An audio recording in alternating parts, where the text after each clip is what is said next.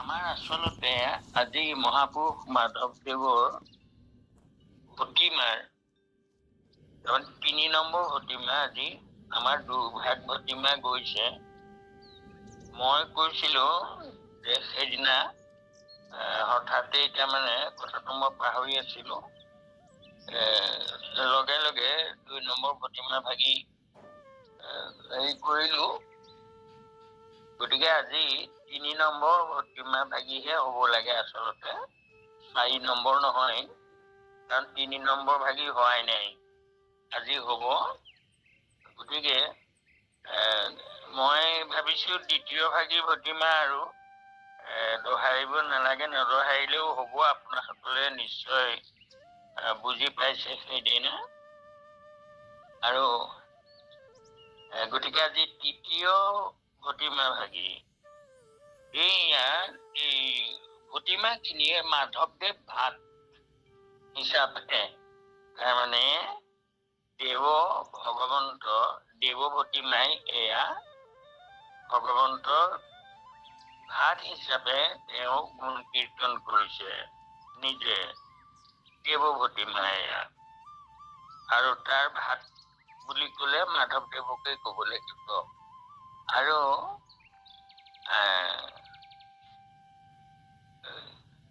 যি কি নহওক, এই ভতিমা ভাগিও আমাৰ 2 নম্বৰ ভতিমা ভাগিও দেৱ ভতিমাৰ ভিতৰত পৰিছে। আৰু 3 নম্বৰ ভতিমা ভাগিও সেই একে ভগৱন্তৰে তাৰমানে গুণ গান কীৰ্তন কৰা হৈছে।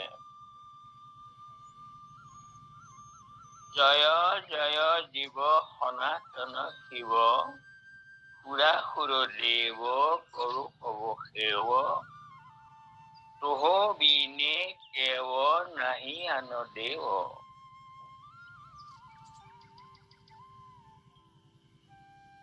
হে সনাতন, হে জয় জয় জীৱ সনাতন শিৱ, এই সকলোৰে জীৱ স্বৰূপ, সকলোৰে প্ৰাণ,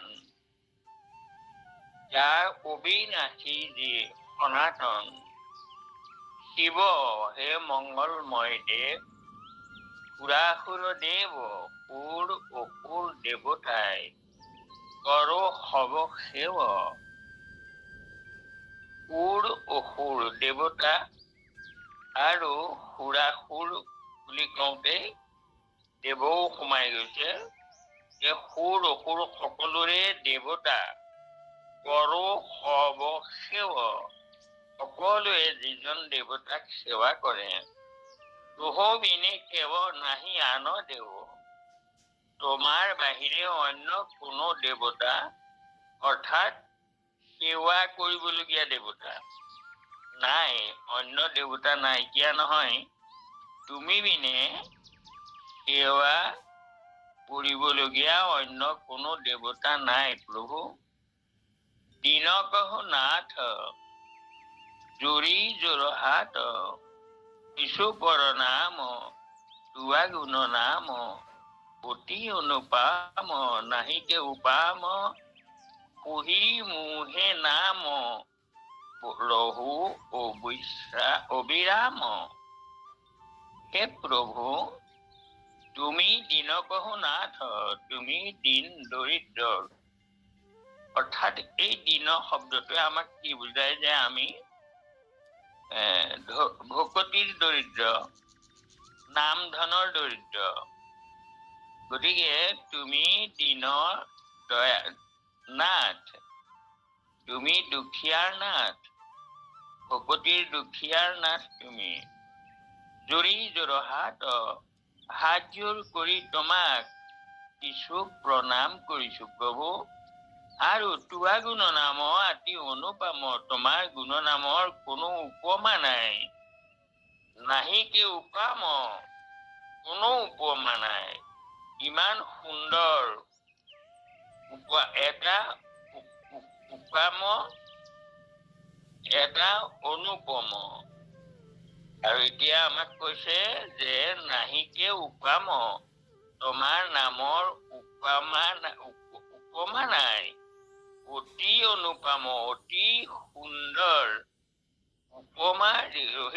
ইমান সুন্দৰ যে আৰু কাৰো লগত তুলনা কৰিব নোৱাৰি। পুহি মোহে নাম ৰহু অবিৰাম। প্ৰভু তোমাৰ সেই নাম, অনুপম নাম মোৰ মুখত অবিৰাম আহি থক। উপমা ৰহিত তোমাৰ সেই নাম মোৰ মনত, মোৰ মুখত অবিৰাম আহি থাকক। মই এয়া প্ৰাৰ্থনা কৰিছো। গোসাই গোপালক কৰো মেৰি ঐশ্বন দয়াল কৃপাল। হে মোৰ গোসাই, হে গোপাল, কৰো মেৰি ঐশ্বন দয়াল কৃপাল। মোক সেই দয়া কৰা, মোৰ মুখত যাতে তোমাৰ নাম সদায় থাকে। তুমি মোক সেই দয়া কৰা, সেয়া কৃপা কৰা। মই যি বিচাৰিছো তোমাৰ নাম যাতে অহৰহ মোৰ মুখত থাকে। দয়াল খয়াল ভুৱন বিনোদ, বিলাস বিহাৰ জাহেৰ উদাৰ। চৰিত্ৰ পবিত্ৰ পতিত পবিত্ৰ, শ্ৰৱণ বয়ন মিলাই পাৱত চাৰি পদাৰ্থ লৈ। হে প্ৰভু, তুমি দয়ালু কৃপালু আৰু ভুৱন বিনোদ। তুমি ভুৱনৰ বিনোদৰ পাত্ৰ, ভুৱনখন তোমাৰ বিনোদনৰ পাত্ৰ। তুমি জগতখন কৰি তুমি নিজে নিজকে বহুত কৰি লীলা কৰা, বিনোদন কৰা। বিলাস বিহাৰ, এই জগত তোমাৰ বিলাস বিহাৰ। জাহেৰ উদাৰ, চৰিত্ৰ পবিত্ৰ, যাৰ উদাৰ চৰিত্ৰ পবিত্ৰ আৰু পতিত পবিত্ৰ, পতিতক পবিত্ৰ কৰে।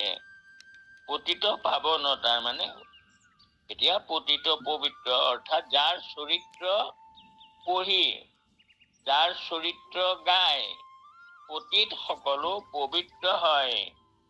তেনেকৈ শ্ৰৱণ বয়ন মিলাই, শুনি ভনি, বয়ন মিলাই মানে অৰ্থাৎ শুনি আৰু গাই, শ্ৰৱণ বয়ন মিলাই পাৱত চাৰি পদাৰ্থ লৈ।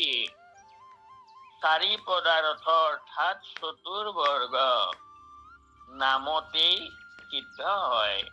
তোমাৰ নাম গুণ গাই শ্ৰৱণ আৰু বয়ন মিলাই, শ্ৰৱণ মানে কাণেৰে শুনি, বয়ন মিলাই মানে মুখেৰে গাই চাৰি পদাৰ্থ পায়। ধৰ্ম অৰ্থ কাম মোক্ষ, এই চাৰি পদাৰ্থ ভকতে পায়। শুনিও পায়, গায়ো পায়। অৱসুহি দেৱ দেৱ মুৰাৰী, ভক্ত ভয় হাৰি ভয়ো অৱতাৰ।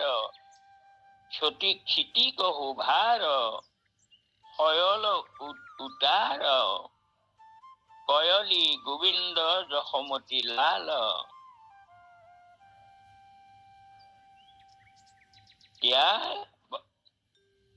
অৱসুহি দেৱ দেৱ মুৰাৰী, এতিয়া সেইজন দেৱতা, সেইজন মোৰ বিনাশী দেৱতা, তুমি মোৰ নাশী অৰ্থাৎ মূল ৰূপী অসুৰৰ বিনাশ কৰোতা। তুমি ভকতৰ ভয়হাৰী, তুমি ভকতৰ ভয় হৰণ কৰা কৰ্তা। ভয়ো অৱতাৰ, তুমি অৱতাৰ হোৱাৰ উদ্দেশ্য। ক্ষিতি কহু ভাৰ, সয়ল উদাৰ, তুমি এই পৃথিৱীৰ ভাৰ সমূল অঞ্চে, তাৰমানে উদাৰ, তুমি ভূমিৰ ভাৰ সমূল অঞ্চে, তাৰমানে ভূমিৰ ভাৰ হৰণ কৰা। আৰু কয়লি গোবিন্দ যশোমতী লাল, তুমি জগতৰ সকলো পাপ উদ্ধাৰ কৰা। গোবিন্দ, তুমি যশোমতীৰ লাল। নয়ন বিশাল, যাৰ নয়ন বিশাল। ধ্ৰুৱযোগ গঞ্জি মদন কচাপ, আৰু ধ্ৰুৱযোগ ইমান গঞ্জি মানে নিন্দা কৰে, তাৰ মদনকো চাপ অৰ্থাৎ মদন, মদন মানে কামদেৱ, কামদেৱকো তাৰ মানে নিন্দা কৰে। কামদেৱে আটাইতকৈ ধুনীয়া, কিন্তু প্ৰভু ভগৱন্তৰ ভ্ৰুৱযোগ তেওঁতকৈও বহুত ধুনীয়া। সুৰংগ বয়ন সুচান্দ সুহাস সুৰংগ, ইয়াত আনন্দময় বুজাব। সুৰংগ সুন্দৰ ৰং, বয়ন তাৰ বয়ন সুন্দৰ, আকৌ সুচান্দ সুহাস কেনেকুৱা ধুনীয়া ৰং, পূৰ্ণিমাৰ চন্দ্ৰৰ যেন। আৰু সুহাস, আৰু সেই মুখতে মিচিকিয়া হাঁহি। প্ৰভু শোভে দন্ত মুক্তি, যাৰ দাঁত দেখিবলৈ মুকুতাৰ দৰে। পীতাম্বৰ জ্যোতি, আৰু হালধীয়া বসনৰ জ্যোতিৰে জ্যোতিৰ্ময় হৈ থাকে। কি জ্যোতিৰ্ময় হৈ থাকে? শৰীৰ উশ্যাম, তোমাৰ শৰীৰটো পীত অম্বৰৰ জ্যোতিৰে দেখিবলৈ সুন্দৰ, তাৰ মানে শ্যাম বৰ্ণ, সুন্দৰ শ্যাম বৰ্ণ। সুমংগল ধাম উপাম, উপাম বিহীন ৰতন, তুমি সুমংগলৰ ধাম স্বৰূপ, অৰ্থাৎ সুমংগলৰ তুমি ভাণ্ডাৰ, সকলোকে সুমংগল দিব পাৰা। তোমাৰ ধাম তাৰমানে বৈকুণ্ঠ, সুমংগল ধাম। আৰু উপাম বিহীন, তাৰ তুলনা নাই বৈকুণ্ঠৰ। ৰতন বিভূষণ, আৰু নানা ৰত্ন তোমাই পৰিধান কৰা। অংগ কুহাৱত হাৰ, তোমাৰ প্ৰতি অংগতে সুন্দৰ হাৰ, নানা অলংকাৰ, হাৰ আদি অলংকাৰ শোভা কৰে। কিৰীটি কেউৰ উজুৰ, তোমাৰ কিৰীটি আৰু কেউৰ উজুৰ উজ্জ্বল, কেউৰ আৰু কংকন উজুৰ কংকন বিজুৰ, আৰু কংকন বিকশিত চিকমিকি থকা, বিজুৰ মানে চিকিমিকি থকা তোমাৰ কংকন। আকৌ বিজুৰ মানে এইটো অৰ্থ হয়, তাৰ মানে তাৰমানে দুপাত, তাৰমানে দুই ৰঙৰ দুপাত কংকন, তাৰমানে হাতত পিন্ধি আছে। গতিকে সেই বিজুৰ মানে জোৰ নোহোৱাই, একেজোৰ নহয়, একে হেৰি কংকনকে পিন্ধা নাই, দুপাত, তাৰমানে দুই ৰঙৰ, কোনোবা হয়তো সোণৰ, কোনোবা তাৰমানে হীৰাৰ, তেনেকুৱা। আৰু কনক জনক ৰতন মঞ্জিৰ, কনক জুনুক জানাক বাজি থকা ৰত্ন সোণৰ মঞ্জিৰ মানে নুপুৰ। আৰু জোৰাৱত উৰে হেমহাৰ, আৰু তোমাৰ বুকত হেমৰ হাৰ, সোণৰ হাৰ। আৰু হীৰা গজমতী, অৰ্থাৎ গজমতী মুকুতা, মুকুতা বুলি কয়, গজ মুকুতা, হীৰা আৰু গজমতীৰ তোমাৰ হাৰ পৰিধান কৰা। উন্নত ৰূপ পেখাই ভুলত স্মৃতি, তোমাৰ সেই অলংকাৰ পাতি পৰিধান কৰা, তোমাৰ সেই ৰূপটো দেখুৱাই ভুলত স্মৃতি, সকলোৰে চিত্ত হৰণ কৰা। সকলোৰে চিত্ত তাৰমানে ভুলি যায়, তোমাৰ এই ইমান সুন্দৰ ৰূপ, সকলোৰে চিত্তত আনন্দ দিয়া, সকলোৰে তোমাৰ ৰূপ চাই ভুলি থাকে, চিত্ত বিনোদন দিয়া। অনঙ্গত দেৱ বিমল, বিমল কমল চৰণ, যুগল অনঙ্গ অনঙ্গ মানে কামদেৱৰ দৰে সুন্দৰ, যাৰ চেহেৰা বিমল চেহেৰা, আৰু পদুমৰ দৰে যাৰ চৰণ যুগল, সুৰাসুৰ নাগ নিষেবিত, সুৰাসুৰ নাগ পৰ্যন্ত নাগেও যাক সেৱা কৰি ধন্য হয়, লক্ষ্মী নিবাসিত, যাৰ হৃদয়ত সদায় লক্ষ্মী বাস কৰি থাকে, সেইজন ভগৱন্ত। শোক বিশেষণ ভয় শোক তাপ তুমি বিনাশ কৰোতা প্ৰভু, ভকত ভয় ভঞ্জন, ভকতৰ ভয়, এই যে শোক মোহ এইবোৰ সকলোৰ পৰা বিনাশ কৰি তুমি ভকতৰ ভয় হৰণ কৰা, আৰু ভাৰত ভাৰক ৰঞ্জন চিত্ত বিনোদন, ভূমিৰ ভাৰ হৰণ কৰোতা, সকলোৰে চিত্ত বিনোদন কৰোতা, মোক্ষ নিদান জগজন জীৱন, তুমি মোক্ষৰ ভাণ্ডাৰ, মোক্ষৰ কাৰণ, তোমাৰ ঠাইলৈ গলে আৰু মানুহ ঘূৰি আহিব নালাগে, তুমি মুক্তি দান দিওঁতা, জগজন জীৱন, জগতৰ সকলোৰে জীৱ তুমিয়েই, নাথ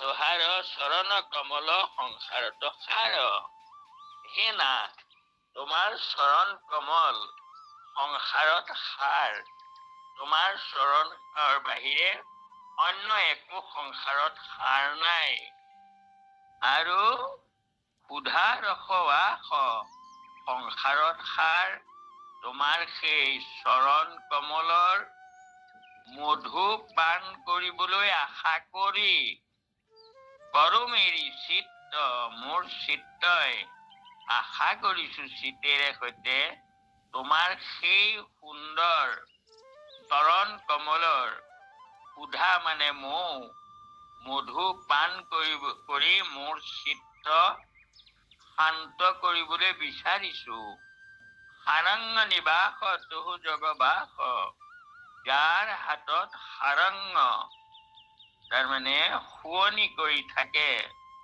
তহু জগবাস তোমাৰ তুমি জগতখন যাত বাস কৰি থাকে, তাৰমানে জগতখন তেওঁতে বাস কৰে, তাকত তেওঁ তাৰমানে জগতত থাকে তেওঁ, তাৰমানে কথাটো এনেকুৱা, আমাৰ সেই মংগলাচৰণত আছে কথাটো, যে অন্যায়াত ইতৰত, অনিত আৰু ইতৰত, তেওঁ জগততেই থাকে, কিন্তু তেওঁ উদাস, অৰ্থাৎ জগতে তেওঁক বান্ধিব নোৱাৰে, তেওঁ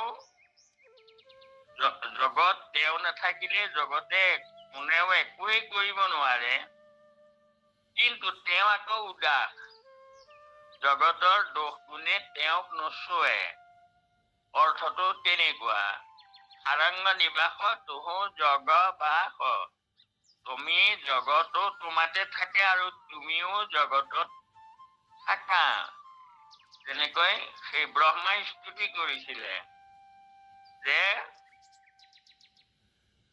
তোমাৰ কুক্ষিতে আছো যত চৰাচৰ, তাৰমানে গোসাঁইক পৰীক্ষা কৰিবলৈ গৈ তেওঁ যেতিয়া দেখিলে যে মই তেওঁক তাৰমানে মুহি পেলালে, তেতিয়া তেওঁ কৈছিলে, প্ৰভু তুমি, মই অপৰাধী, মই অক্ষমনীয় অপৰাধ কৰিলো, তোমাকো পৰীক্ষময় মায়াক প্ৰকৃতি, অগণিৰ আগে যেন ক্ষুদ্ৰ ফিৰিঙতি, অন্ধ ভৰিলো চক্ষু হেলা কৰিলো তোমাক, মই ভিন্ন ঈশ্বৰ মানিলো আপোনাক, প্ৰভু মই নিজে অন্ধ হৈ গলো ক্ষমতাৰ ৰাগীত, আৰু গতিকে মই তোমাৰ অপৰাধ কৰিলো, কিন্তু প্ৰভু তুমি মোক ক্ষমা কৰি দিয়া। কি বুলি ক্ষমা কৰিব লাগে? গৰ্ভত থাকন্তে উদৰত ঘালে পাৱে, তাৰ অপৰাধক নধৰে যে নমাৱে। প্ৰভু গৰ্ভত থকা সন্তানটোক মাকক গুৰিয়াই থাকে সি গৰ্ভতে, সেই বুলি মাকে সন্তানৰ দোষ ধৰে জানো? ঠিক তেনেকৈ আমিও তোমাৰ কুৎসিতে জগতখন বাস কৰি আছে। তুমিও জগতত বাস কৰা সকলোৰে হৃদয়ত, আকৌ গোটেই জগতখনো তোমাৰ কুৎসিতে আছে। গতিকে আমি তোমাৰ সন্তান, গৰ্ভতে আছো। গতিকে প্ৰভু মাকে গৰ্ভস্থ সন্তানৰ দোষ নধৰাৰ দৰে তুমিও আমাক নধৰিবা। সেই জগবাস নকৰা নৈৰাশ, হে জগবাস, তুমি আমাক নিৰাশ নকৰিবা। আমিও তোমাৰ এতেই আছো, আকৌ তোমাৰ গৰ্ভতে আছো, আকৌ তুমিও আমাৰ গৰ্ভত থাকি জীৱৰূপে সকলোকে পালন কৰি আছা। হামুতেৰি দাস দাস, আৰু বাহিৰত মই প্ৰভু তোমাৰ দাসৰো দাস। তোহাৰি গোসাই জনমে জনমে উহি মন কাম।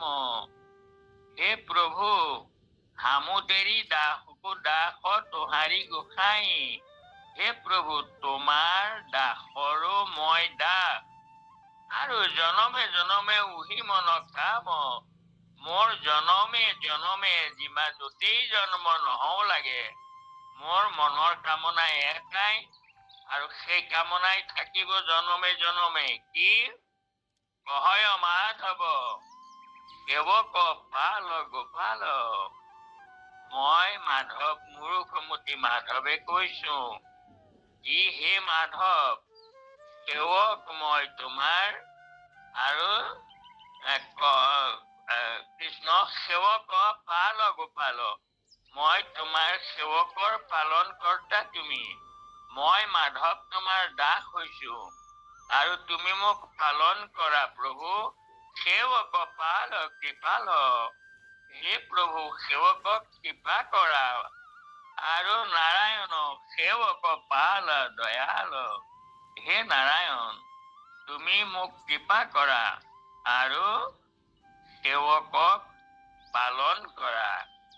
হে দয়ালু, হে দয়াল মাধৱ, সেৱকক পালন কৰা। কৃষ্ণ কহে দিন মাধৱ দাস তোহাৰি, সেৱক পাল কৃপাল। নাৰায়ণ সেৱক পাল দয়াল। হে কৃপাল, হে দয়াল, সেৱকক পালন কৰা তুমি নাৰায়ণ। কৃষ্ণ কৃষ্ণ মাধৱ মাধৱ, ইমান সুন্দৰ এয়া সেৱক হৈ ভগৱন্তৰ এই তাৰমানে গুণ গান কৰিছে, কীৰ্তন কৰিছে। সেইকাৰণে ভতিমা ভাতে যেনেকৈ গুণানুকীৰ্তন কৰে,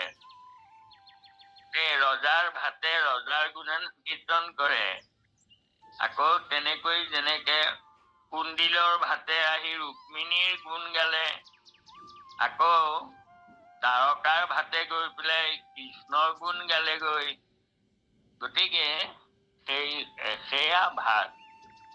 আকৌ আমাৰ নাটতো ভতিমা থাকে, আৰু সেয়া সূত্ৰই গোৱা ভতিমা, আৰু দেৱভতিমা, আৰু ৰাজভতিমাও আছে, ৰজাক প্ৰশংসা কৰা কিছু। বাৰু যি কি নহওক, আজি আমি এয়াও দেৱভতিমাৰ ভিতৰতে পৰিব। আমি এতিয়া যি ভাগি গালো মাধৱদেৱৰ ভতিমা খিনি